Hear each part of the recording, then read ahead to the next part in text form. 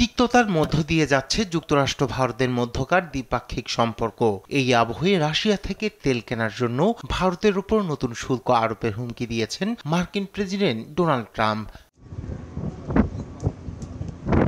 সোমবার সামাজিক যোগাযোগ মাধ্যম ট্রুথ সোশ্যালে দেয়া এক পোস্টে ট্রাম্প অভিযোগ করেন, রাশিয়া থেকে বিপুল পরিমাণ তেল কিনছে ভারত, আর তা চড়া দামে খোলা বাজারে বিক্রি করে মোটা অঙ্কের মুনাফা করছে দেশটি। ইউক্রেনে মানুষ মারা যাচ্ছে, তা নিয়ে তাদের কোনো মাথা ব্যথা নেই। এই কারণে ভারতের উপর আরোপিত শুল্ক আরো বাড়বে বলে হুঁশিয়ারি দেন মার্কিন প্রেসিডেন্ট। তবে নতুন শুল্কের হার কত হবে তা উল্লেখ করেননি তিনি। এদিকে ভারতের বিরুদ্ধে ব্যবস্থা নেওয়ার বিষয়টিকে অন্যায্য ও অযৌক্তিক বলে দাবি করে বিবৃতি দিয়েছে ভারতের পররাষ্ট্র মন্ত্রণালয়। নয়াদিল্লি তাদের স্বার্থ রক্ষার উদ্যোগ নেবে বলেও জানায় পররাষ্ট্র মন্ত্রণালয়ের মুখপাত্র রণধীর জয়সওয়াল।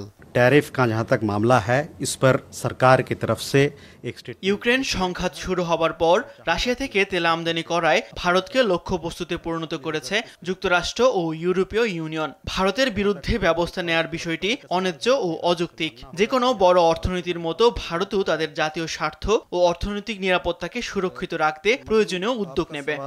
साझेदारी के बारे में है कि कैसे आप इसको आगे जाते देखते हैं। এর আগে ট্রাম্প ঘোষণা করেছিলেন ভারত থেকে আমদানি করা পণ্যের ওপর 25% শুল্ক আরোপ করা হবে। পাশাপাশি রাশিয়া থেকে পণ্য কেনার জন্য ভারতকে অতিরিক্ত জরিমানা আরোপ করা হবে। তবে ট্রাম্পের জরিমানার ঘোষণায় ভয় পায়নি ভারত, তাই এবার নতুন করে শুল্ক আরোপের হুমকি দিলেন ট্রাম্প।